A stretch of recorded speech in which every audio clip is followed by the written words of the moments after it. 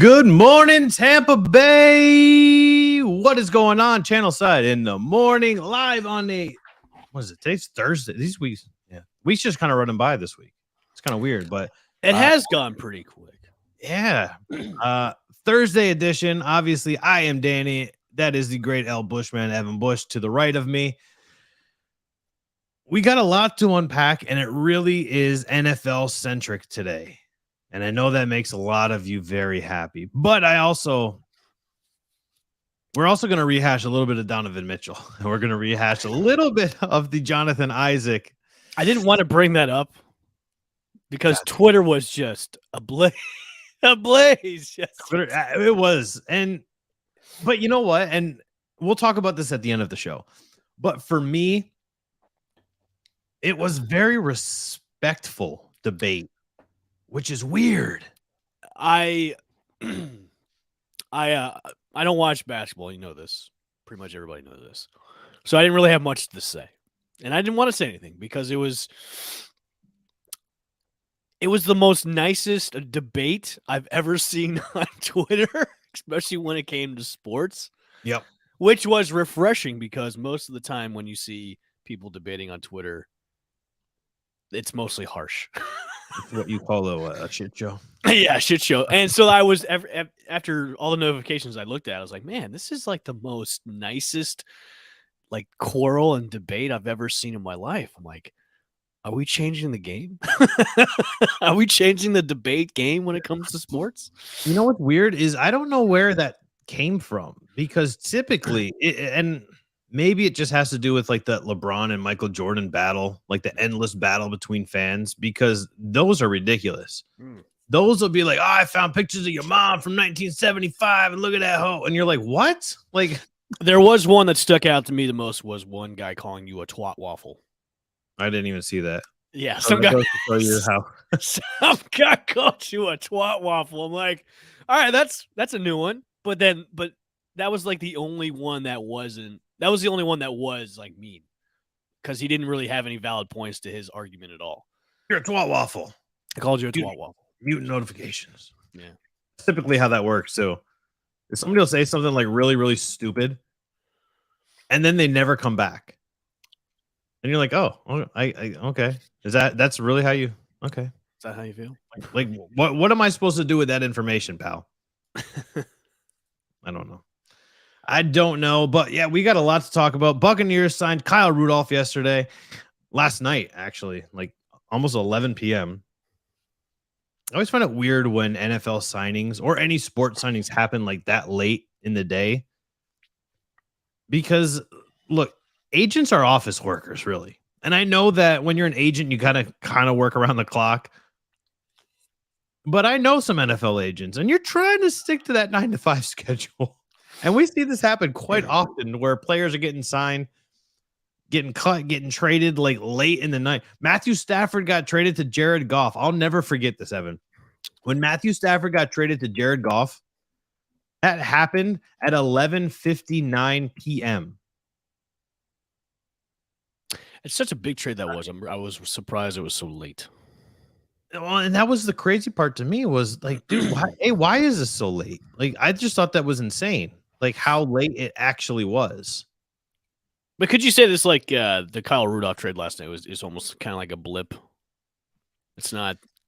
No offense to Kyle Rudolph, but it's not really like a major signing because he's kind of he's not as he's not as. Here's the thing with Kyle Rudolph. Kyle Rudolph was on the Giants last year. No, I know, and I totally get that. Even your rundown said it for the show. Everyone was bad on the Giants last year. And that's, look, proof is in the pudding.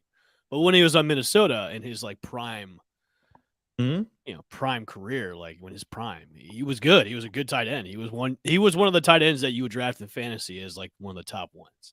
Right. And here's the best part about Kyle Rudolph is his last season, and I've been posting tweets all morning of little GIF files. Kyle Rudolph's blocking is phenomenal. This is what you want from your tight end in Tampa Bay is you want a tight end that is going to block. You want a tight end that can also catch the ball. our sample size of Cameron Brate is still pretty small for as long as he has been here because he's never been the guy. Can he be the guy? Sure. But it does not hurt when you've got a surplus of cap space to bring in a veteran. And he took didn't he take the league minimum for this? Yes. He took like next to nothing to come on board for a year. Well, can you blame him? So now you have even more room to spend on maybe another another edge rusher or another offensive weapon. So it's a smart move. 100%, because this just shores up your tight end position. And that's realistically what you've got to get if you are the Buccaneers, because you've got two rookies. Rookies are always uncertain commodities. They're always unknown until they get on the field and they either produce or they fall on their face.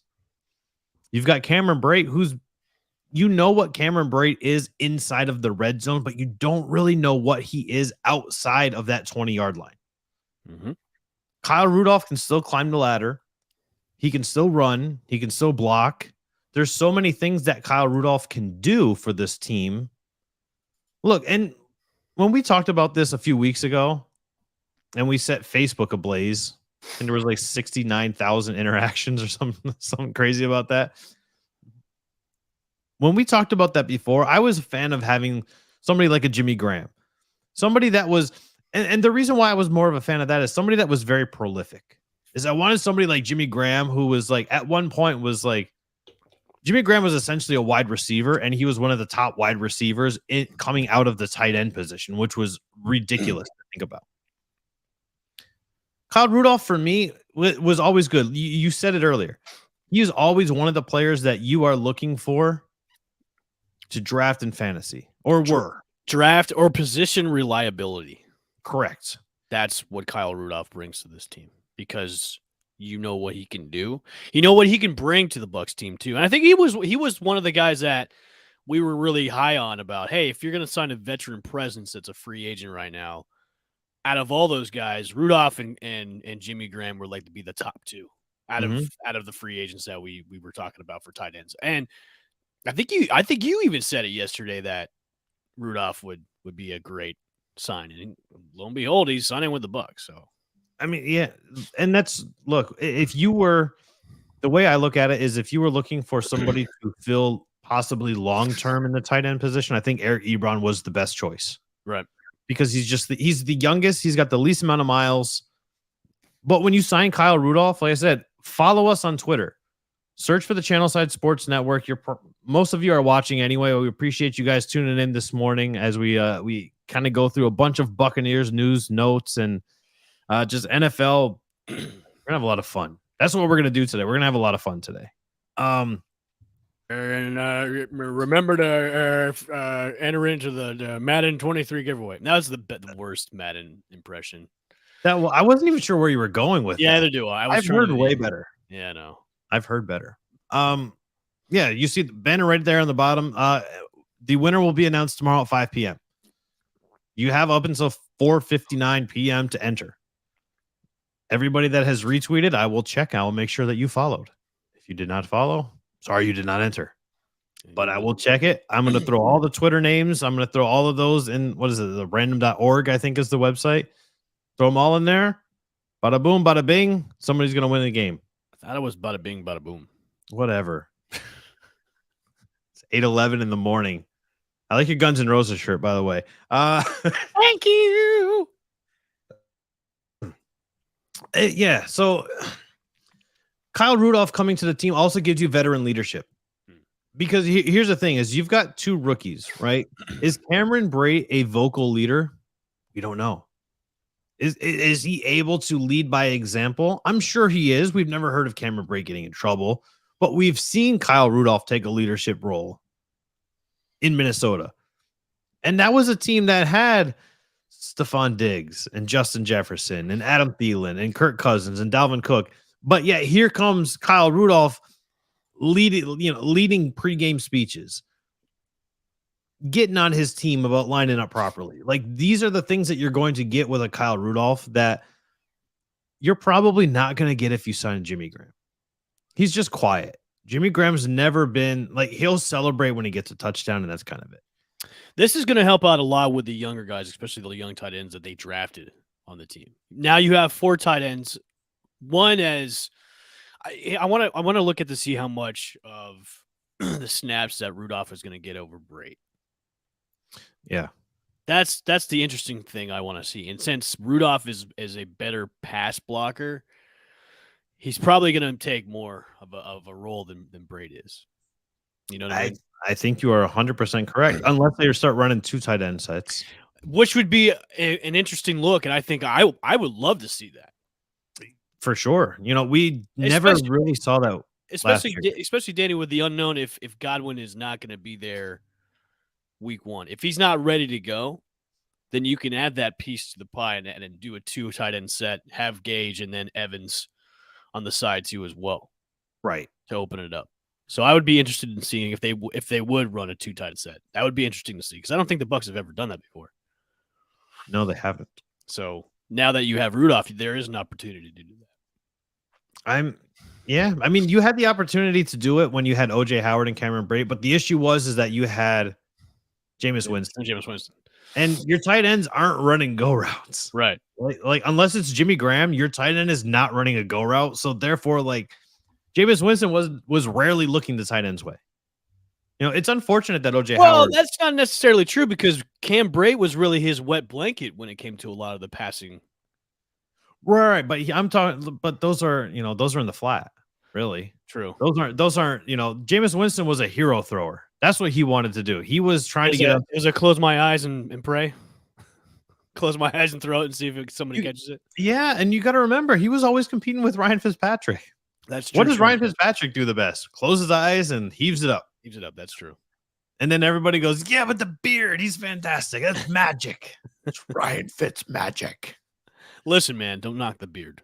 The beard. I'm 100% not. He's a bearded brother. He's one of the best in the nation with the beard. I agree. It's not Lovie Smith nice, though. I know. That's magical beard. Why did he wait? If Lovie Smith had that beard in Tampa Bay, his career would have been different. I can agree with you upon that. If he had the magical Santa Claus, almost like it's like a Santa Claus badass beard. Yeah, he'd be here. Really he'd be a lifer right now. Yeah, well, I totally agree. But yeah, for the fans that are going, why did we sign Kyle Rudolph? He was really bad last year.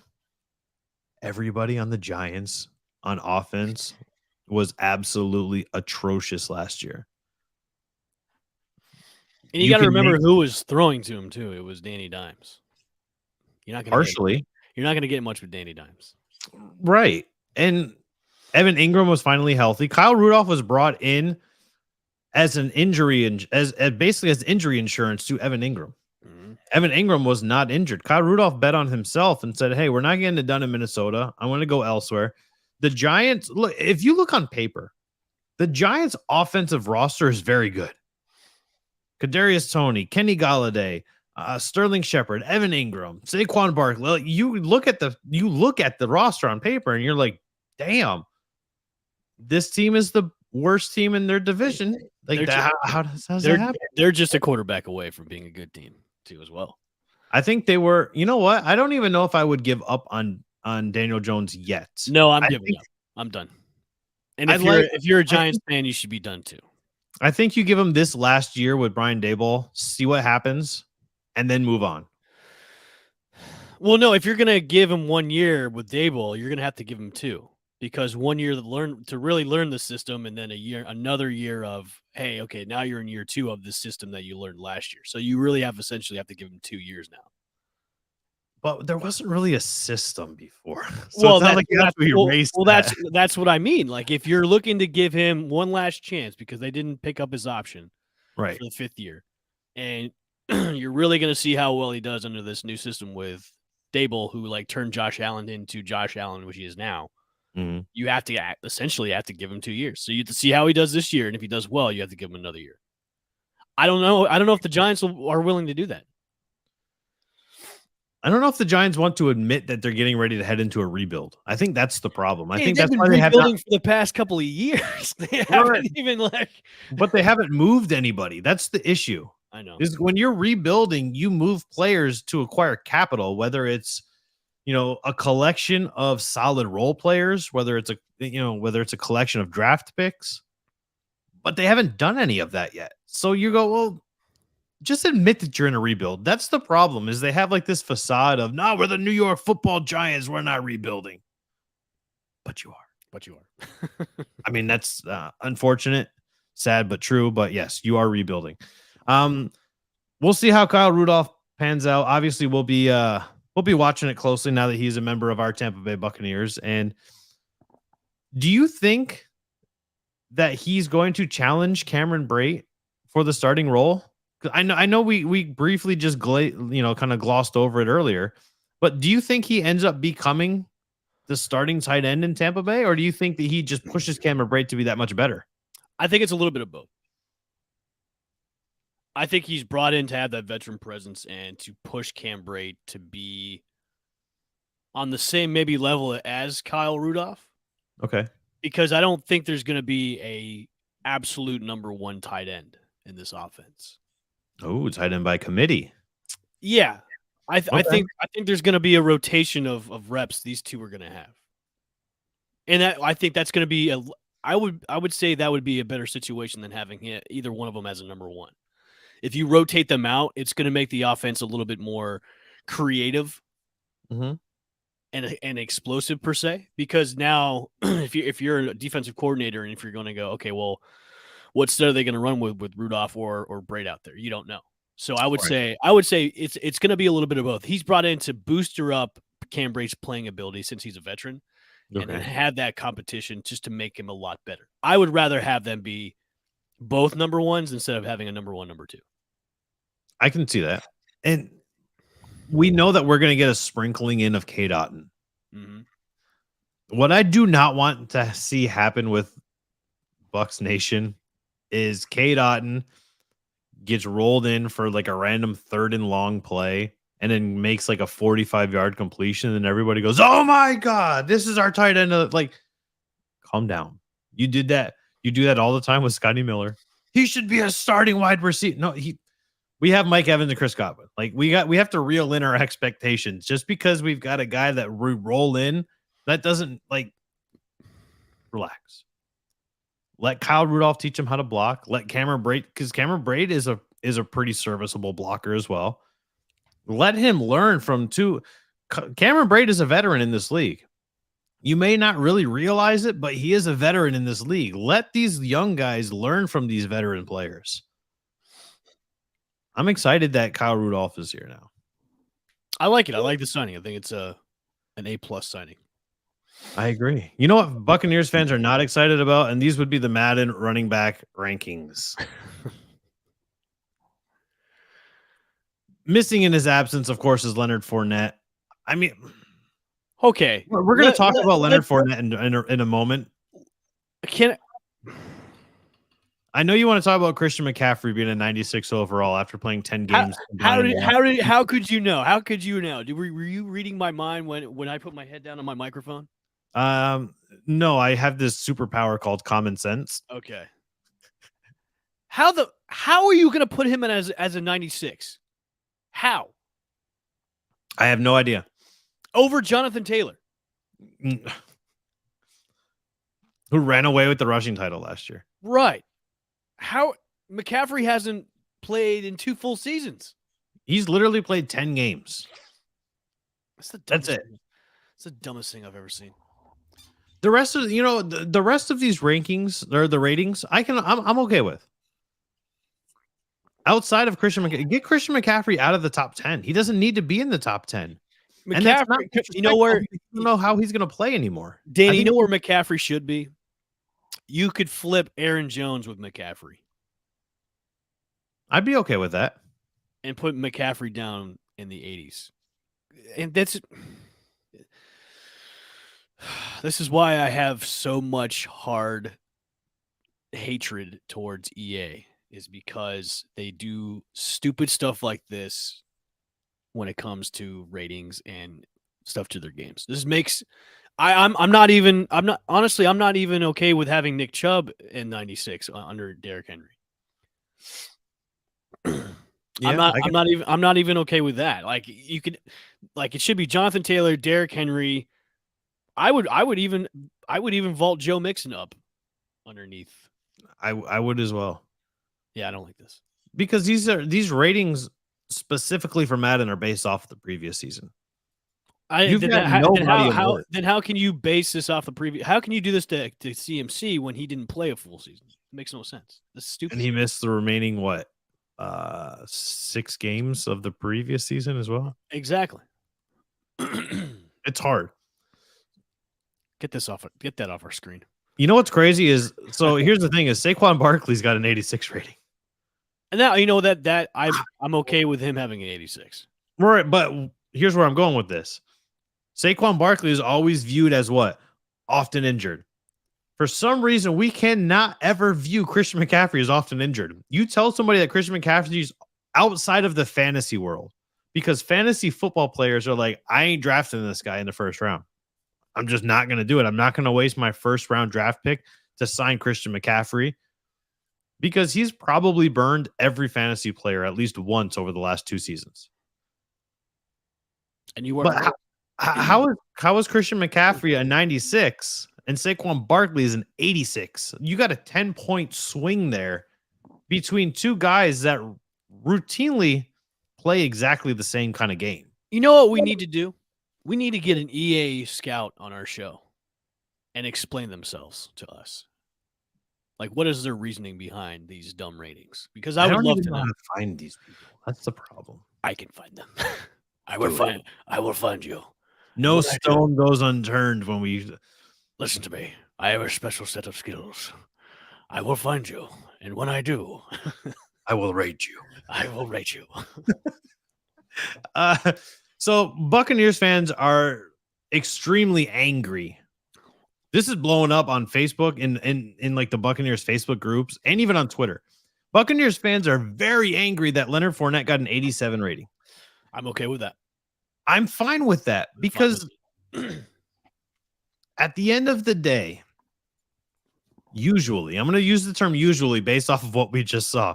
Usually, the Madden ratings coincide with real life. Usually. Are we saying that Christian McCaffrey could still? I don't even think if Christian McCaffrey plays all 17 games this season, I don't see him being a 90s. I don't see him being a top running back anymore. I think the Carolina Panthers burned that guy's body straight to the ground. Well, with the way, well, we don't even know how that offense is going to be set up now because we don't even know who the starting quarterback is for the Panthers. It's got to be Baker. Come on. I mean, they have an open competition right now between Arnold and Baker, so we don't even know how that's going to be. I mean, but do they have it? I'm just saying, Danny. I mean, funny things can happen in the NFL where Sam Darnold could just light it up, and Baker's the backup for maybe the first couple of weeks. If they were smart, if the Panthers were smart, you should. And I said this last year: try and trade CMC to get the highest value that you can. Yep, but they didn't do that. Like they should have traded him to Houston when Houston was interested. Exactly, they should have pulled the trigger on that trade because now if you're gonna bank on him trying to play all the full season, it's not gonna happen. Right. And if he does, he's not going to be the same running back as he was. There's no way. Unless how many times do we say this, Evan? He's been Todd Gurley'd. Right. Unless he has some kind of miraculous, he's gotten the juju from Adrian Peterson when Adrian Peterson came back from his knee injury like that. But I don't see that happen. And you're right. He has been Todd Gurley. So it's just if they're banking on him to be that number one guy again, it's not going to happen. That's why the Panthers are a dumpster fire of an organization. They don't know how to make their correct moves. No, and they've got, like they've had decent wide receivers as well, and they've just never had a quarterback that can get it to them. Yeah, DJ Moore, Robbie Anderson, they are wasted in that team right now. 100%. I mean, to be completely fair, Robbie Anderson only caught like 30% of his on-target passes through like week 10 last season, which is probably worse than you or I would do if we were out on an NFL field. Let's be realistic here. But yeah, there's just something about that Carolina Panthers offense that has outside of when they had the two-headed monster in the backfield of D'Angelo Williams and Jonathan Stewart, the offense has really never been anything to write home about. Right. Christian McCaffrey had one great season. The rest have been good when he's played full seasons, but he had the one great season. And I feel like maybe it's just recency bias, but it's the same as like when Odell Beckham had the catch against the Cowboys. And then everybody forever was just, for the longest time, Odell's one of the best wide receivers in the league. He's the greatest. Why? He's had one catch. Like, he's had one catch that everybody just hangs on to for dear life. And that's what Panthers fans do with Cam Newton as well. Cam Newton should be a starter in the NFL. Why? He won an MVP 7 years ago. Any player outside of Tom Brady is going to fall down within 7 years. Tom Brady's the only player that just plateaued. He hasn't gone up. He hasn't gone down. He's been literally the same player for like a decade. And that player has been consistently phenomenal. Right? Like Cam Newton had a great run. 2015 was a great run for him, right? I like Cam Newton. I think Cam Newton is an interesting person. I like listening when he's in interviews because I like listening to his perspective on certain topics. I think what he did with the quarterback position was great, but his time's up. His time is over, and there's nothing wrong with admitting that. He's except for Cam Newton. I don't think he wants to admit that. Oh, I mean, you're a competitor. But if you're a fan, just because Cam Newton wants to be a player, wants to be a starter, that doesn't mean he actually is going to be. He lost his job to Mac Jones. He lost his job to Sam Darnold. His time is up. His body is beat down. It is what it is. Like, let's just be realistic here, guys. People are arguing that Leonard Fournette is a top 10 running back in the league. You can kind of debate that. I could see him being in the top 15, but not top 10. I'm 100. I think, and I think also his pay reflects that. I think his pay is the 12th highest running back contract in the league, and that makes total sense to me. Right. I don't think he's top 10 though. I can look. I can pull I don't want to pull it back up because I don't want to see smoke come out of your ears. But I'm just doing it to help my memory here. But I can name 10 running backs that are better than him. You really can. And that's not a slight on Leonard Fournette. I loved Leonard Fournette in LSU. When he was with Jacksonville, great running back. And I was super happy when the Buccaneers signed him. I thought the Jags letting him go was another boneheaded franchise move. Just going, yeah, you're cut. Well, he wanted out of Jacksonville anyways. Right. But I mean, you don't just cut your star running back, your starter. You trade him. Get something back. Get something in return for him. So he's at an 87 for Madden rankings. Yep. Yeah, that's spot on. Yeah, I don't look. He's already okay. So he's right on pace with Josh Jacobs, who's also an 87, and then he's ahead of Kareem Hunt, who has an 86. Let me ask you this: if you are in the market for a running back, Evan, mm-hmm. and you've got Josh Jacobs, Leonard Fournette, Kareem Hunt, and Saquon Barkley all available. In what order, where does Leonard Fournette fall in terms of I must sign him importance?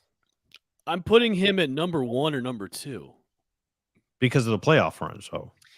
Well, just the body of work in general. I mean, when he was with Jacksonville, he was one of the. I mean, okay, let's Tarantino this. Let's go back in time when he was with Jacksonville.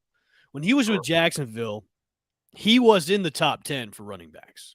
No Correct. doubt about it, because he was their offense. He was the primary. They centered around that offense around him. Okay, yep. And then let's fast forward it to now. Now he's on an offense where the focal point isn't really him anymore. It's Tom Brady and the wide receiving core. Like that's 2 different offenses that you're looking at and you're focusing on. If I'm the Leonard Fournette in Jacksonville, I'll give you a 90 and I'll put you in the top 10. If I'm the Leonard Fournette, now obviously, look, he was an integral part in the playoff run and winning the Super Bowl when the Bucs won. But the way his usage was, it wasn't like it was in Jacksonville, where it wasn't the focal point. So I'm going to bump you out of the top 10 and give you an 87 and put you in that top 15 conversation because of the body of work is so much different than it was in Jacksonville than it is in Tampa Bay. Right. It's not. Yeah. It's not. It's not the same. So, and I like the fact that the way the Bucs don't use him as much as Jacksonville did, because now you're taking his value and propping it up even more because you're not going to run him into the ground. So let's just say maybe hypothetically he has a monster of a year this year, right, where it eclipses the first 2 years he was in Tampa Bay. Now you can vault him into that top 10 and give him a 90 or 90 plus. But right now, the way they use him, he's out of the top 10. He gets an 87 to me. And it's a totally fair rating. And out of those guys, I'd go Fournette, I'd go Jacobs, and then I would go Hunt and then Barkley. See, I think Jacobs is also often injured too. That's the problem. Yeah, that's true. So let me flip-flop that. Let me go Fournette, Hunt, Jacobs, Barkley. I could deal with that. Because Hunt, I mean, listen, if Nick Chubb wasn't on the team, Hunt would be the number one back. Plain and simple. Without a question. I mean, he's the number one back on any other team too. I mean, when he was in Kansas City, he was the guy. I totally agree with you. So, yeah, I mean, yeah, I don't know why. Look, Danny, we know this. Bucs fans get mad over the dumbest things. But it's also fun. But here's the difference, though, is Bucs fans, when you debate with them, it ain't respectful. No. In the least bit. Because you're wrong, and I'm right. Every time. You don't watch football. No, you don't. But you watch our show. Got it. Okay. NFL Rewind put this out. I sent this to you yesterday. I was going to show this yesterday, but I was like, I don't want to do that because that's not fun just doing it with myself. Let's pause there for a second. That's so this to me has to be one of the more fun creator rosters that I've ever seen. So this is choose your 2000s all-star offense. You got one quarterback, one running back, one wide receiver from each line, and one tight end. I'll put you on the spot here first. Okay. And is this any of the? So this is based on any of the years in 2000s. It's just 2000s in general. Okay. Yep. Just the body of work over that body decade. Work. I'm going Tom Brady quarterback. How many running backs can I have? Just one. Just one. Ooh. I'll go LaDainian Tomlinson. I'll go LT. Okay. And then wide receivers, we get two. Yep. Okay. One from each row. One from each row. I'm going Randy Moss in row one. Ooh, row two's kind of. Row two, I'll go Hines Ward, and then tight ends, I'm going Tony Gonzalez. Okay. That's my pick. Okay. That's an all-star team right there. I like it. I'm going to go Peyton Manning. Okay. I'm going to go Marshall Faulk. Okay. I'm going to go with Randy Moss, of course. I'm surprised you didn't pick Reggie Wayne because you have that Peyton Manning-Reggie Wayne combination. Oh, well, hold on. Okay. Row two, I'm going to go with Marvin Harrison. Okay. And then tight end, I'm going to go with Antonio Gates. Okay, I like that too. I like that. This okay. I used to do these this is kind of how Gridiron on Tap got its start. I used to put these out all the time, and when I see other people do it, it's always the same. It's always oh, choose one. It's Barry Sanders or Emmitt Smith, and it's Terrell Owens or Randy Moss or Jerry Rice, and it's this is different, and I love it. You know what I'm surprised at? That there hasn't really been a list like this where it's all bad players. Right. That would be. You know what I mean? Hey, let's put the bad. You got to pick all the bad players to pick a good roster with bad players. Who would be the quarterbacks for that? Ryan Leaf, Joey Harrington, Jamarcus Russell. Yeah, Ryan Leaf. There's so many bad quarterbacks out there. David Carr. Or did he just get a bad? No, he did got a get bad. rate? He was on a bad team, and he got a bad. No, you can't. That's unfair. That's unfair to David Carr. Poor David Carr. Poor David Carr. His brother's doing quite well, but Yeah, I would say so. yeah, no, you can't do that to David Carr because he was just put on a bad team with no offensive line, and he's just running for his life. Can we put something like that out? Let's do that. Yeah, I've got two more. We could do Matt Leinart and maybe Mark Sanchez. Here's the problem: is I think most people are going to pick Mark Sanchez just because he was on a good Jets team the one season. Maybe if I show a picture of the butt fumble, maybe if I show a picture of the butt fumble, people will go, "Oh yes, trash."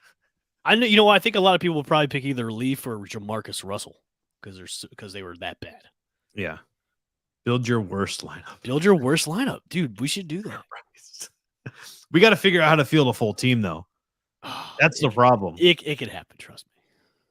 Yeah, but it's hard to figure. Like it's hard to say. Okay, here's 5 terrible running backs. Well, you know why? Because then you could have debates about, okay, are these guys really terrible or not, or were they just on bad teams? Right, but what running backs would make that? Because quarterbacks are easy to pick out because that's the focal point of the offense. When you start talking about because if we're gonna do tight ends, Eric Ebron could make it because he was terrible in Detroit. He dropped 60% of his on-target passes. He was worse than Robbie Anderson was last year in catching balls. Yeah, that's true. I think this is something we should do. Pick your worst team. That could be a lot of fun. The worst of the worst. Create the worst team possible. Create the worst team, the worst of the worst. And I'd be okay with that. Okay. I think that's going to be. We'll figure it out. We're going to have to brainstorm and make sure that we can field a full set. Okay. But we'll do that. NFL alternate uniforms are finally going to be worn. But we still don't have word that the Buccaneers are going to do them this year. I think they're going to do them next year. Yeah, 2023 was when they said they would bring out the creamsicles. Which stinks. But Fox put them out. They put them all side by side. We've got the Giants. I'm going to skip over that second team for a second. The Patriots and the Eagles.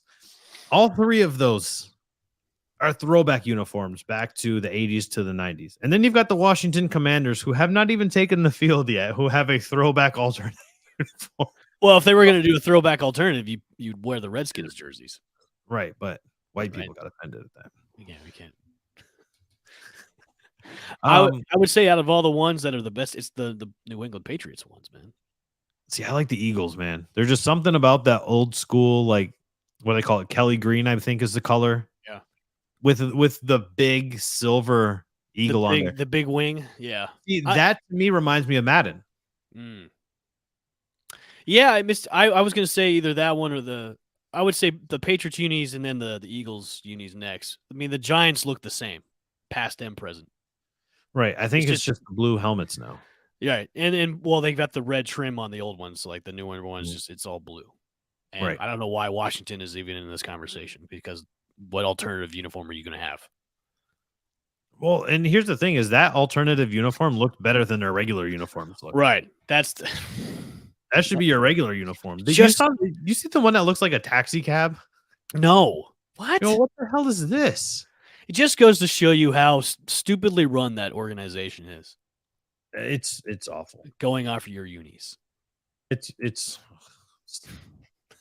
Dan Snyder, get the hell out of the NFL, man. It's just I don't know.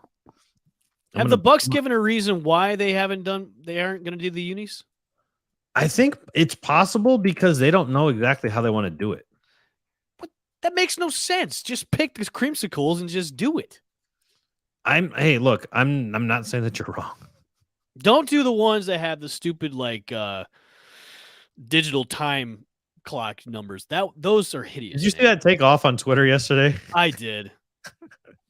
When Devin's a good friend, and Devin's pretty snarky and quippy when it comes to that sort of thing. And a lot of people, took the bait and ran with it. But I hope they don't pick those as the alternative uniforms. The alternative uniforms would be either the old school ones back in the early 2000s where they won the Super Bowl, those unis, which they kind of brought back and tweaked a little bit, or the creamsicle ones. That's what you need to go with, not the I one. feel like you have to do the creamsicle ones. You have to. Before the great Samer Ali did the alternative uniforms, and before we even pull those up, here's a look at. There's your taxi cab. Also, Pittsburgh Steeler clone. Right. Washington Commanders are like, who thought that it was a good idea to go, hey, Pittsburgh's jerseys look good. Let's do that. I mean, I will say the Pittsburgh-esque like jerseys are pretty cool looking, but like it's still you rip it. Like if they played Pittsburgh, you'd be like, okay, who's the Steelers or who are the Commanders? Yeah, not a big fan. Yeah, not a big fan. I am a big fan of Samer's mock-up, though. I don't know if you saw this yesterday, but I did see that. This is fantastic. It's great. Although, either I'm colorblind because the number 9 looks a little darker. The 9, like the number, like the color scheme, and then the strip across the helmet, it just doesn't match. It just doesn't mesh that well. Sure. I would go lighter on the color of the 9 and then the strip on the top. Just go a little bit lighter. Other than that, they look fantastic. Samer does great mock-ups and loves to tear apart other people's mock-ups as well. That's his shtick. Make sure to tune in to Loose Cannons. She'll tell you all about it. But yeah, I think if they did something like this where they kind of merged all the eras together, yeah, that'd be great. I always feel like though that's fans' wishful thinking. Well, the Bucs. I don't know if that ever happens. The Bucs fans, all we do is wishful thinking. Oh yeah, but I mean, we also won a Super Bowl recently. I know that's true too.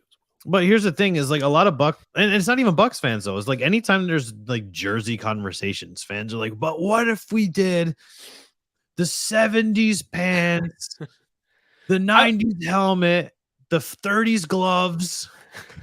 Danny, I would say this. If we're going to do throwback, just go all the way back and do the full creamsicle ones. Don't even like tweak them. Don't even try to make them into the modern era. Just do the regular creamsicle uniforms that they wore back in the 70s. I'm totally for that because as awful as they were, they're just as beautiful. Exactly. I think that's the best. They're beautifully awful. I think that's the best way that you can describe those. And the Bucko Bruce logo is phenomenal. Mm-hmm. I love that Bucko. That's probably one of my favorite no longer used logos in NFL history. Which I don't know why they haven't brought that back. Like, I like the flag. Don't get me wrong. And I think the flag is easy because you fly the flags and it's just all synonymous. It all kind of pairs together well. Yeah, they definitely. You could bring Bucko Bruce back as a mascot. True. You know.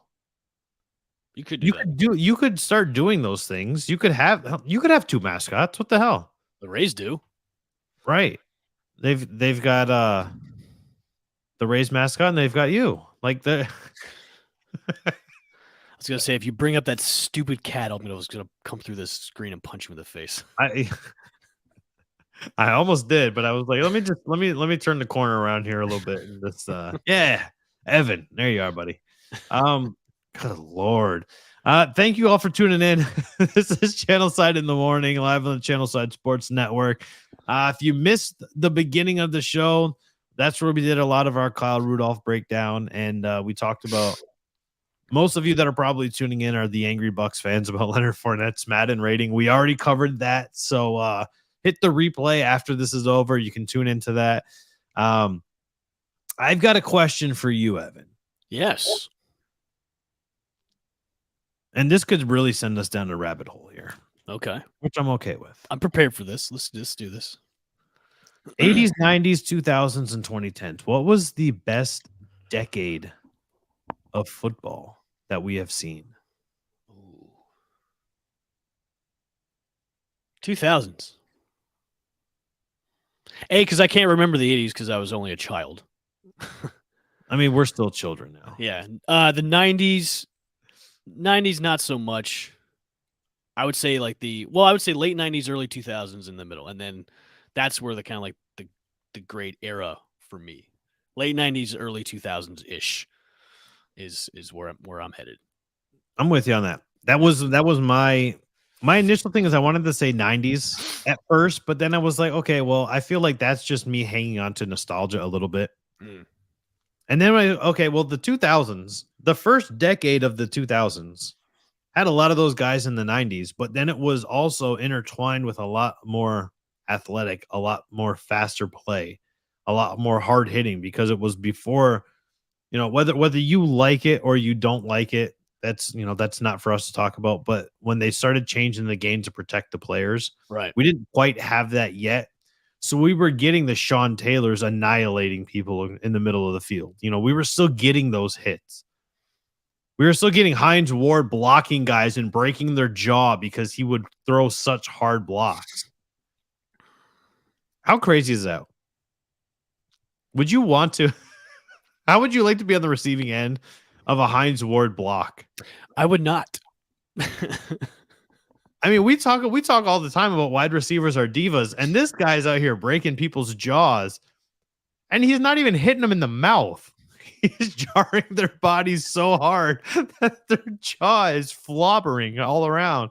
I mean, you could go back to any of those decades where football was, was hard hitting football. I mean, now it's too almost. I know a lot of people almost too protected. Yes, yeah. So, well, I mean, again, it's a double-edged sword because you're trying to protect the health and safety of the players, but you also want to have that brutality that we love seeing in the game, the hard hits and everything like that too. Right. But when you want to protect the longevity of these players and their health afterwards, you have to be a protective league because of all the CTE stuff and people, breaking multiple bones and having just all kinds of health ailments afterwards. I mean, you want to have your cake and eat it too when it comes to that sort of thing. So it's true. It's true. I mean, I love watching football because you want to see people get laid out. You want to see those hits, but you also have to be accountable as a league where you have to have the health and safety of your players in mind. Yeah. And you can still make the big hits and not hit somebody in the head like that. I think that's the thing that a lot of people fail to realize is like, are they a little too protective of the quarterback? Because the tackling window on the quarterback is like the size of a gator kill shot. Well, that's the biggest complaint with Tom Brady is if you look at him the wrong way, you still get a penalty on you for 15. Well, those are the Jordan rules. Come on. But it's true. Like you can't hit below the knee, you can't hit above the knee, you can't hit above the waist, and you're like, all right, so I've got like. Right there. Yeah. That's it. Right there. In the chest. I can hit him literally in the numbers and nowhere else. Otherwise, I'm possibly going to get a penalty. Oh, and then by the way, when I tackle him, I can't fall on him either. You remember when Ndamukong Suh in Detroit was getting penalties for that all the time when he was like, well, yeah, he was also like stomping people in the heads too. So I mean, well, yeah, I mean, come on, that was the Packers though. They deserve that. Well, that's true. But like when you would, how crazy is that when you had to start watching that rule and guys were tackling the quarterback and then having to like slide as they were tackling? You're like, I gotcha. It's ridiculous. But yeah, I think the 2000s are probably the best decade of football. Mm-hmm. I think obviously the athleticism is higher now, but I think the 2000s gave us the best combination of old school and new school football that we're probably ever going to see. When do you think it stopped being as aggressive? Because I'm thinking of it as once we got into the 2010s, that's when you started seeing more of the powder puff, like we're going to call more penalties on types of hits. You can't celebrate. Yeah, you can't. The no fun league started to happen. I think that was when the 2010s started to hit. I think that's still relatively new. And I think that I think the NFL is still trying to work on that. Because look, the NFL is entertainment. How many times do you hear Roger Goodell talk about the NFL is entertainment for our fans? But if I score a touchdown, I can only celebrate a certain way. I can't use the ball. I can't do this. I can't do that. I can't do this. If I do this too much, I'm going to get a penalty. Like, just calm down a little bit. Like, reel it in. Protect the players. Don't allow helmet to helmet hits. Don't allow targeting. I'm surprised that we don't have the targeting rule in the NFL like we do in college football. I hate the targeting rule because that's such a subjective call. But I'm surprised that the NFL has not implemented that yet. There's a lot of things the NFL haven't really implemented at all. I agree. There's that rabbit hole. Yes. But that's like, if you want to protect your players, I mean, that's kind of a great rule to have. True. as subjective and as questionable as a lot of the calls are, I mean, you're still going to get fans. Like, you could literally have a guy point at somebody's head as he's running and then be like, no, it was not intentional. No, not at all. It was not intentional. But yeah, that's a fun conversation to have. Maybe we'll have that hop in the comments. Maybe we'll throw up a graphic for that as well. Like, what was the best decade for football? We should have definitely a round table discussion. Just start bringing on random people. Yeah. Somebody posted on our Twitter yesterday. It was like, hey, do you want to join my podcast? As a guest? Like, well, yeah, but it was to the channel side. I was like, well, like that's a company Twitter. Like, it's not like it's a guy's Twitter. Technically, yes, I run the Twitter account. But if you want Evan on the podcast, if you want Evan on your show, tweet Evan. His Twitter handle's on the screen for a reason. Yeah, you can DM me all you want. I don't care. I'll answer the DMs. If you want to talk to, I'll read your DMs. I'll answer your DMs. Not everybody will read and answer mine, though. Anybody can slide to my DMs. I'll pick and choose who I want to read them. Right? Good Lord. So Evan, obviously you were off yesterday. I was, but I was also active on Twitter. You were active on Twitter, and you saw. I would say that I was active on Twitter as more of a spectator because I had to get some snacks out just to kind of read the thread that was going on for this. The tweet the graphic that you did, and it was magical. It was like reading almost like the Iliad and the Odyssey. It was that long. So I tip my cap off to you and give you a round of applause because my God, it was such a debate that was going on. But like you said before the beginning of the show, it was a respectful debate, which hardly ever happens on Twitter. Right, and I think that for me that was the big takeaway from it. You know what this reminded me of, Danny, is when we talked about, hey, we want the Rays to go all in on Juan Soto. And this is kind of is a parallel to that is, hey, if he's available and they're looking to move him, why not go all in? That kind of shows that your franchise is not only going to try and make a run for this, but also, hey, we're okay with making the big moves that we need to do to make this team a contender. So for sure. I'm all for that. I mean, if just, why I'm all for that, because it shows that your organization has somewhat of testicular fortitude to make those types of moves, right. Instead of just going, oh, well, we thought about it. Well, yeah, you thought about you, but you didn't even make an attempt. So how do you know if you could have gotten him or not if you didn't make the attempt for it? You know what I mean? Right. Yep. So my thing is Donovan Mitchell's a superstar. You don't follow the NBA, and you know who Donovan Mitchell is. I do. Case in point. Donovan Mitchell is a superstar in the league. You have a budding superstar that you just drafted #1 overall who is being touted even by Draymond Green on his podcast. I talked about this yesterday. Draymond Green said that he hopes that the Orlando Magic are ready for the caliber of player that Paolo Banchero is going to be. A lot of Magic fans don't want Donovan Mitchell. I've had people go, yeah, but he's 6'2". What does that have to do? He averages 26 points a game. He's one of the top. That's pretty damn good. That's like when people go, yeah, but Joe Burrow's got small hands. Yeah, but he ripped ass on the NFL last year. Literally ripped ass. Oh, like all over the place. I got to get a fart sound. There you go. Oh, that wasn't bad. That was for free. That was like a minion fart sound too. I like it. If you want Paolo Banchero to thrive, get him a superstar around him. We got a young core in Orlando. I get it. I totally understand. Like, you want to see the young core in action.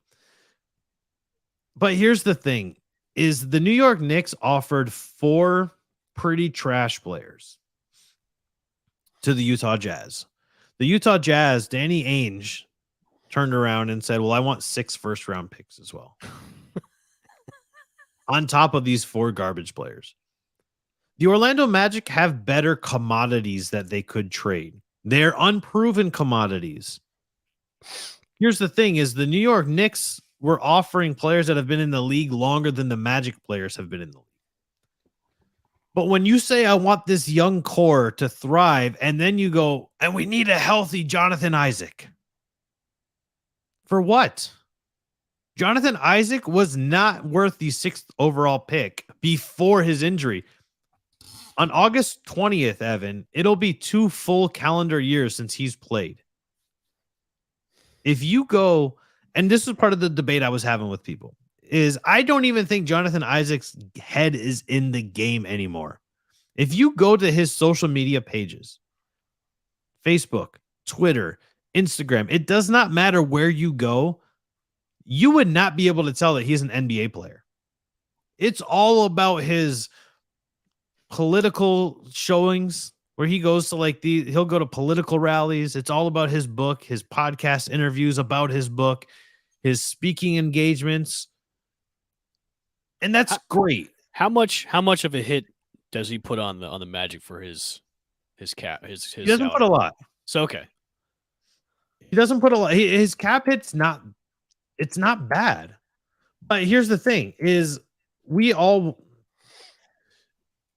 I don't know where this narrative that Jonathan Isaac is the savior of the Orlando Magic has come from. And that's why the fans don't run the show. You know what I mean? Right, because you got to take the fan hat off. You know, Jonathan Isaac's cap hit is $17.4 million. Okay, so it's a lot, but for the NBA, it's not. If I have the opportunity to move this guy who hasn't played in 2 full seasons, where I have the opportunity to go get a superstar that is going to make an immediate impact on my team, I don't care what the fans think. I'm going to do it anyways. I'm going to package a deal that's going to be so super tight. It's got a nice big ass bow on it. And I'm going to present that to Danny Ainge. And I'm going to be like, here's what I have. Here's my chips. This is my first offer. What can you counter with? And I'm going to keep going back and forth until I get a deal done. The Knicks are so totally out of touch when it comes to running a team. Of course, they're going to offer 4 trash players to try and equal 1 Donovan Mitchell.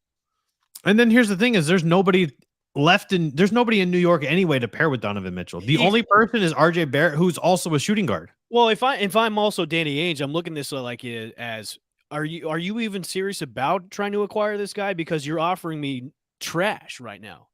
So I'm going to come back to you and go, okay, well, I want that plus that amount of picks because that's going to equal Donovan Mitchell right now. Right. So it's almost laughable that the Knicks went into the draft this year thinking they were going to we're going to stockpile draft picks and try and make a run at Donovan Mitchell. Right. That it's laughable that they think they can do that. It's because now it kind of almost gives other teams leverage going, okay, well, if New York offers you that, this is what we can offer you when it comes to a trade package for your player. And if I'm Orlando and if I'm trying to really kind of if I'm trying to really build a team around my new shiny new toy that I got as a number 1 pick, Danny, like you said, I'm going to get a veteran superstar to pair him with. Only 25 still. Exactly. So I'm going to pair him with that superstar that's not only going to make my new shiny new toy better, but it's going to make everybody around him better too as well. I just understand. That's why fans don't run organizations like this. And look, I'm all for this. You can't tell me that the pairing of Paulo Banchero and Donovan Mitchell is not going to attract free agents and attract fans too, Danny, and attract fans too. Because what is Jonathan Isaac doing? He's sitting on the bench. That's what he's doing. Evan, let me run through this here. So the player efficiency rating, the league average is 15. Mm-hmm. Jonathan Isaac is a 13.7. He averages 9.3 points per game and 5.4 rebounds per game. If I told you that was the 6th overall pick, would you tell me we need to keep him? He's going to be the key for success in the future? Or would you say sayonara? Sayonara. It's not worth it. And if you're a fan of Jonathan Isaac, that's fine. I'm a fan of Jonathan Isaac. Would I love for a guy that's already on the team to come back from injury, turn it on and set the league on fire? Sure. And we can compare this to the Rays guys all the time. Well, we want KK to come back and be fantastic, but we got to be realistic. You got to take the fan hat off and you have to do the right moves for the right reasons. And we could talk about this a little bit more keep going on Twitter. That's fine. Keep coming at me on Twitter. That's fine. Be respectful. I'll be respectful back. Oh, they're still coming at you. Oh, I know. And it's not going to stop. Basketball fans will fight you to the death. And I love it. And that's why I'm so happy that we're starting to bring basketball into our shows. I mean, the amount of engagement that we had on this tweet is more than the engagement we've had on any tweets. Ever. We've had a lot of engagement. We've had a lot of good ones, too. And this one just almost is taking like the whole cake on. 100%. We're going to be back on Friday. Evan's off again tomorrow on Friday. Yes, I fly to the great state of Iowa. We're going to eat some corn when he gets there. And I'm hoping to visit the birthplace of Slipknot while I'm there. So there you go. That'd be kind of cool. But I will be going to an IndyCar event, so it will be sports related. There you go. It'll be my first IndyCar event, and I've never been to a NASCAR or any kind of race in general. So this will be my first forte into that. And plus, it's a good thing too is like I've got passes down into like the pit area. Oh, that's cool. So I get to like see like up close and personal with the car, like the cars and the drivers and the pit crew. Like I'll be taking some photos. There you go. Yeah. I like it. We're going to start talking all kinds of sports here. We got a new partnership coming up too, which is very exciting. So stay tuned for that. That's going to do it for us today on this Thursday edition of Channelside in the Morning, live from the Channelside Sports Network. I'll be back tomorrow, and I'll probably be having to talk about Donovan Mitchell and Jonathan Isaac again. I am Danny. That is Evan. This is Channel.